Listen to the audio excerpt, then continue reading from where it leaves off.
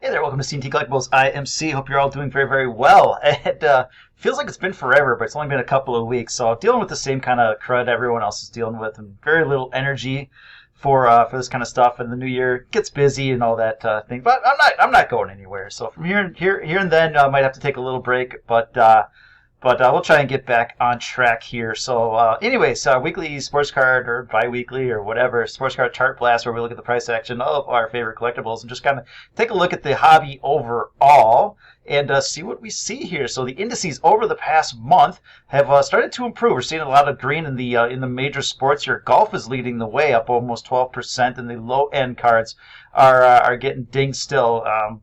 Mac Jones is really the big culprit in that one. So, but soccer, Pokemon, and the high end continue to hold up pretty well here. So again, golf is your leader, and that's breaking out of this consolidation. And so we're seeing some cards put in some recent highs, anyways, and it's led by Jack Nicklaus. He's up quite a bit over the last couple months here. So a nice breakout and just a monster move as people are trying to accumulate the goats in every sport. And as far as golf cards, there's really a lot of Tiger Woods, and that's kind of it. So not a lot of Nicklaus out there, but that's one of them, and it's doing really, really well. The soccer index pushing its way to new highs, led by Sports Illustrated for Kids, Mia Hamm. So actually, I think there's been a couple sales as of late, but that's just been on a monster trajectory as of late here. And maybe it's just Nomar Garciaparra buying all the cards. I don't know what it is here, but there's a lot of interest, and those prices are being pushed higher. Probably a very condition-sensitive card, as kids really suck with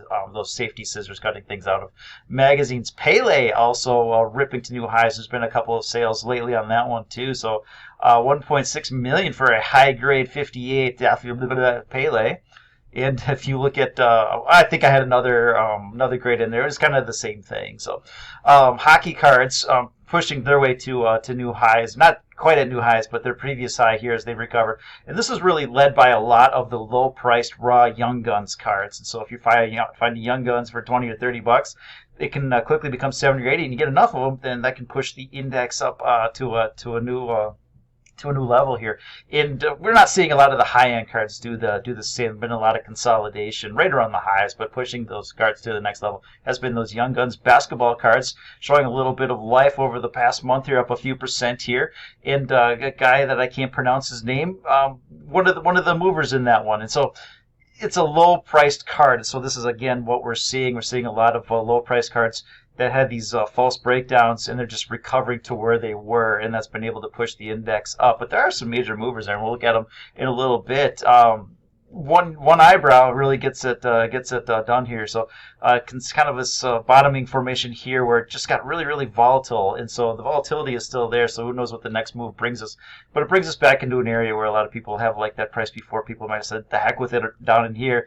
But this may draw some more interest as they said, "Oh, we missed it. Let's see if we can't get back on the AD train overall here." Football cards putting in some new highs, and so you're seeing, oh, so nice, did it twice. You're seeing a lot of players that are playoff relevant get some moves here, and so Josh Jacobs is one of them.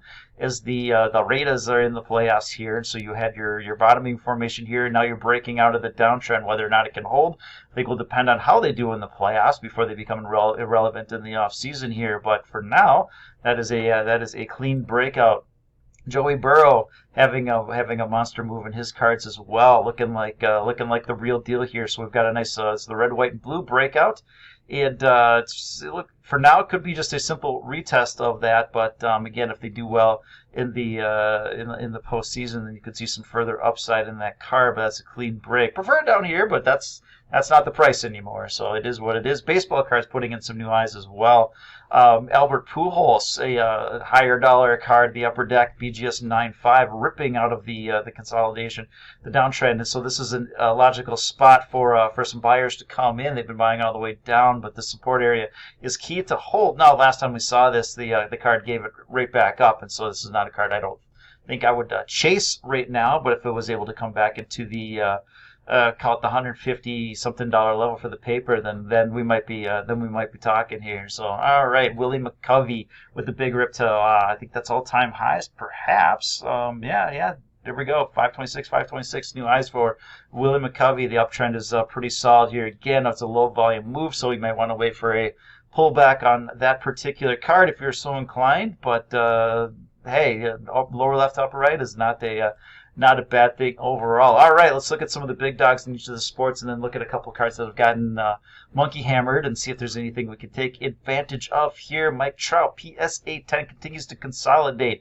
Anytime it leaks below this this $2,700 area into the $2,500 area, it gets snapped up very, very quickly. So not a lot of sustainable buying in there. It's, I don't know if they're one-offs or what they are, but a lot of interest in that area. So if you're looking for 2,500, you're gonna have to be pretty quick. Otherwise, 2,700-ish is kind of your number. Currently sitting around 2,900 and at a couple of different resistance points here. So if you wait a little bit, 27 to 29 to $3,000 is your range.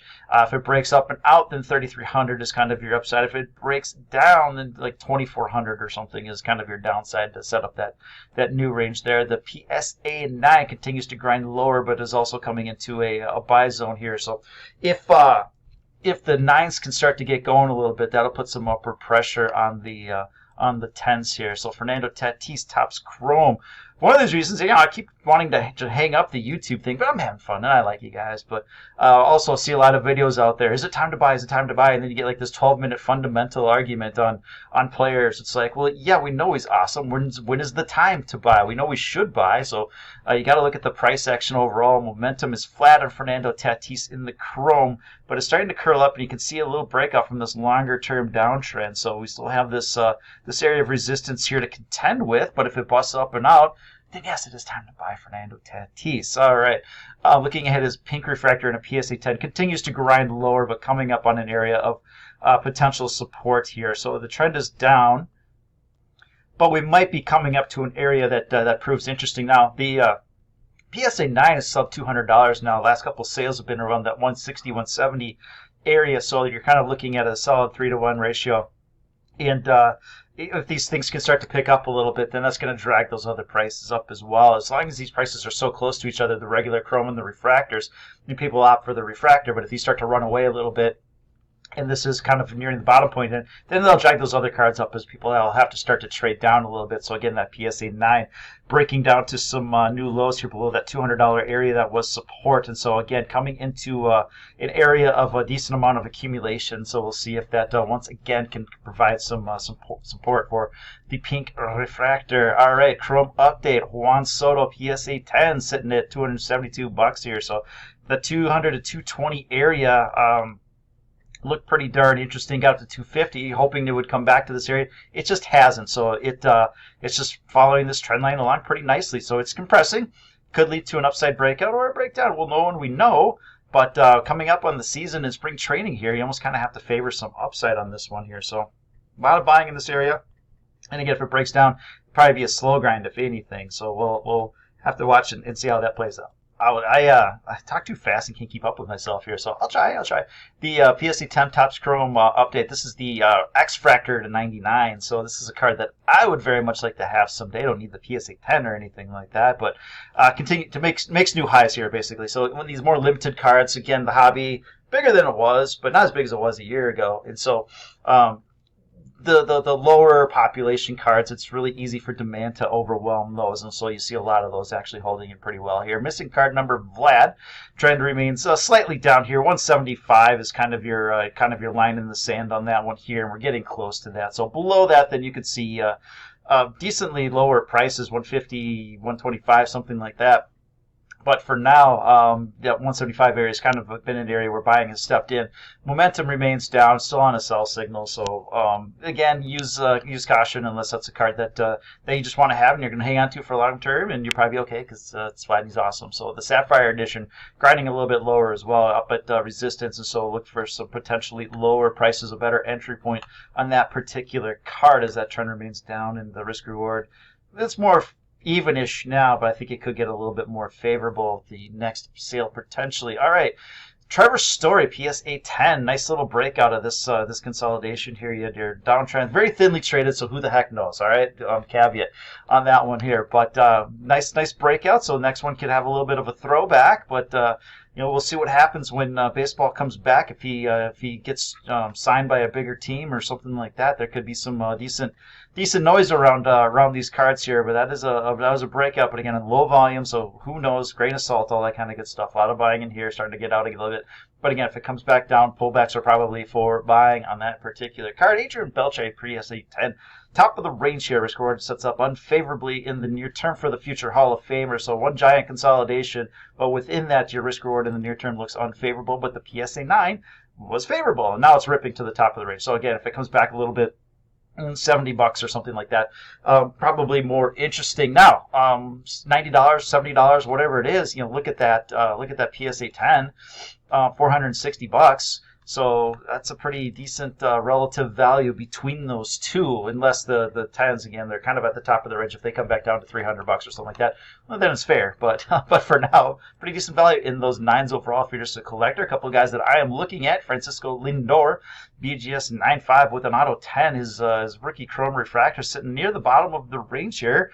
And it's an interesting point for a person that basically he's had half a bad year. Okay, it was really bad, but I think he's getting ignored here, and so that's a card that I am very very interested in, and perhaps if I do a mail day in the near future, I'll show you how interested I am in it. So if this just breaks, then you're going to get it a heck of a lot cheaper here. But again, that'll take him coming out and repeating his rough first half from next year. Yordan Alvarez with a potential breakout as well. A bottom information and perhaps busting out just a bit here. This is the refractor in a PSA 10. So again, a little harder to come by, but it looks like it may be getting ready to bust out here. All right, Tom Brady. We've talked about him a few times on the channel here. So we've got a downtrend, we've got an uptrend. We're now calling it a downtrend once again. These sales are just starting to slowly grind lower. So end of the world? Probably not. It was almost end of the world. We had a sale around $10,000, but that was reversed and taken back. So something was up with that one. So, but for now, trend is starting to be more down than it is up in the in recent memory here. So until we can recapture this uptrend or clear this downtrend, then that's the case. So patience will be perhaps rewarded. BGS 9.5, same thing here. You have your uptrend, and it is breaking down as well. So a few weeks ago, I said, do we sell Tom Brady and buy Pat Mahomes? And that has worked out in the near term here. So this is the Donruss, the base, and the PSA 10. And is that the optic, or is that just the regular? I don't know. But it is near the top of the range here, so a pretty well-defined downtrend. And so we'll see if it can bust out, and that'll take a nice run into the playoffs, most likely to do that one. So football, again, a lot of these names the index is making new highs, but a lot of the big names aren't really contributing to that right now. Josh Allen breaking out of his kind of his consolidation. This line in the sand right here is the 440 number. So below that really opens the door to maybe $300 or something. So sitting at $500 right now, risk reward is pretty unfavorable. But again, if he does something in the past, then then things could change in a heartbeat here. Kyler Murray with the consolidation and breaking down. So these consolidations usually continue the previous trend, which has been down. So going much lower, and you're in an area where there's not a lot of market memory, so this thing could continue to grind lower. So we'll see what he's able to do in the postseason.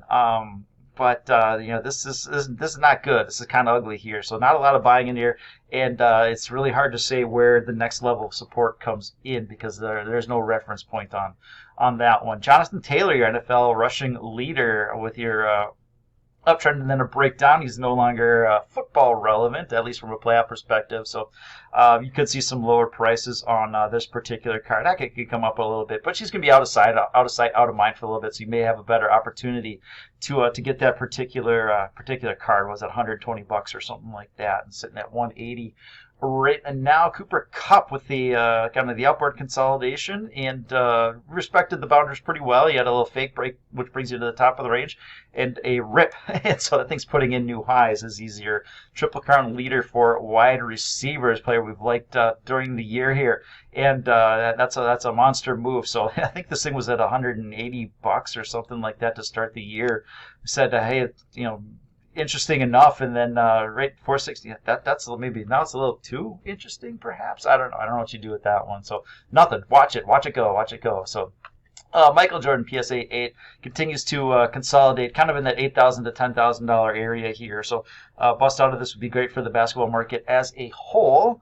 But for now, you're just kind of in this boring range that is slightly down, if anything, here. LeBron James, you had your downtrend consolidation broken back into a downtrend, and now you're in an area of key support sitting around $11,000. So again, if it cannot hold this, then there's not a lot of market memory until you get to that $5,000 to $7,000 area or whatever. So careful if you're buying here. This looked like a pretty decent area, but once it breaks, that's it. And then now you're setting up new ranges, and perhaps there's some interest that comes in this one as he's been playing pretty well, but below this area, then you got to change your mind once again here. Kevin Durant, kind of the same thing. You have your consolidation. Momentum has been on a sell for quite a while here, $5,000 at least. Really up in here, kind of that 8,000. Or was that 8,000? Yeah, $8,000 area. Hasn't looked back, and so it's kept you out. But your risk reward sets up, sort of favorably right in this area here. So these reference points have been pretty good support, and so we'll see if it can do it again, and the breakout would be bullish overall. John Morant with a injury, and prices came down to $150, which was loosely the target. Something like $100 was kind of $300 to $200 was your range. And it's like, all right, if it breaks down, then you could see something $150, and it was short-lived, and a lot of accumulation in here, and now it's ripping. So there's probably a little bit more upside, and if he continues to play like he is, there should be a lot more upside. So one to continue to watch here. Kyrie Irving with the compression, one of your bigger leaders in the basketball index. It was up for a reason, and this is one of them here. So compression and a breakout here. So you're in your resistance zone here, and that's a big move what he's had over the past week. So I'm not sure if you do a ton with that one at this time here, but one to at least keep on the old radar. And Phil Jackson, the coach, look at that. That's beautiful. With a monster move, bottom of the range, near the top of the range, where selling is kind of taken past. In recent memory, some hockey. Wayne Gretzky PSA 7 consolidation, little fake break, Brady to the bottom of the range, fake break, probably a little more downside. So a whole lot of nothing on this one right now. So a lot of these names, a lot of consolidation. We're seeing that for the market as a whole. Just people trying to figure out what to do, what to make of it here. You're either going for the really high-end limited stuff, or you're taking shots at the low end. And these things right here, these mid-grade 7/8, all that jazz, not getting. They're getting interest, but no one's willing to move them one way or another for the most part here. Lemieux PSA 8, a lot of interest here. Here's your key support zone, leaked in there a little bit. So whenever you've gotten here, it's been a whip out, and we're seeing that again. Perhaps whip out is the wrong phrase to use. But anyways, it is what it is here. So decent buying in this area, and again, probably a whole lot of nothing in the near future. Connor McDavid still around the top of his range. Risk reward is unfavorable, but there's a number of purchases in that particular area. All right. And Alexander Ovechkin with a breakout of his range here. And you're just consolidating in a new range. So we're looking at around $9,000 to $7,000, closer to the bottom end of that range. And if it comes back in here, then your range sets up again to $4,000 to $7,000. So that's how you kind of play these. So right now, risk reward sets up favorably if it's the $7,000 to $9,000 range. If it comes back in here, then you're at the top of the range, and you have downside to roughly $4,000. So makes sense? Got it? Good. All right. Continuing on, Dominic Hasek, the Dominator, with a quick dip into the support zone here, and then a rip out of it. So this is one of the players that is giving a lift to the index overall, in addition to a lot of those raw young guns. So I don't know. It's not a high priced card or anything like that. It's getting a little choppy here, but if it comes back into that $90 area, then that's probably a decent price in the near term on that one. Sidney Crosby with a monster move off of support as well. So that's an expensive young gun, but they can move too here. Jackie Robinson PSA 6. We'll get into a couple cards that have been just hammered, and so if you're looking for a pop to the upside, apologize, still got a little cough here. Back into an area where there's been some purchases in before. So if you're looking for this card, then this is as good a spot as you've had over the past year or so. And maybe of interest, Drew Brees in a BGS 9, the 2001 Topps base, with a monster drop this week as well, coming into an area where purchasing has taken place. Shohei Ohtani in the Topps Chrome update. This is the the rookie debut batting pose and getting rejected at the top end of resistance, and now you're coming into this area of support. Been kind of bearish on Ohtani for quite a while, and I would say now is a pretty interesting spot, I think, for this card overall. So if you can get that price now with these one-offs where they're spiking up, I mean your chances of being able to sell at that price are pretty low, and when they drop down real quick, chances of being able to buy at that price also pretty slim here. So again, kind of a grain of salt or something, like, hey, buy it. It's not like there's going to be thousands of these coming onto the market where everyone's going to be able to buy at $180 or something like that. So it's probably one off, and the next ones come into that $200 area. So if it's in there, so this price right here, $150, it's like, yeah, all right, good luck. If the next one's at 200, it's like, yeah, that's probably more the price in the near term. Now, if it busts out below this one, then you can wait for your $80 or whatever it is. But right now, it's like, okay, 150. If you get it, great, but it's probably gonna be more likely 200. So we shall see. Kevin Garnett, 1995 finest without coding. BGS 9.5 with getting kicked. And that's coming back down to that $200 level. That looks pretty darn interesting. All right, and I think we're going to wrap it up here with C-3PO and a PSA 8. Just continues to rise, getting a little lift here. So there's your error card. There it is. That's what I got for you. I'm trying to figure out what to do with this. So, do we break it into 3 parts and just do like different sports, like Monday, Wednesday, Friday, or something like that? If you have any thoughts, or you just want it all at the end and I can make something up every time and I can do something during the other part of the week, I don't know what to do here. So anyways, this is what I do. A lot of people do some great things on YouTube, that tell some awesome stories, and that's not me. This is what I do. It's an analysis, and it's boring and all that kind of stuff. But there's perhaps some use to it. But should we break it up a little bit? Do we just do the big one on Friday and do something else during the week? I don't know. Whatever your thoughts are. Appreciate it. Thanks for watching, and have a great day. Bye now.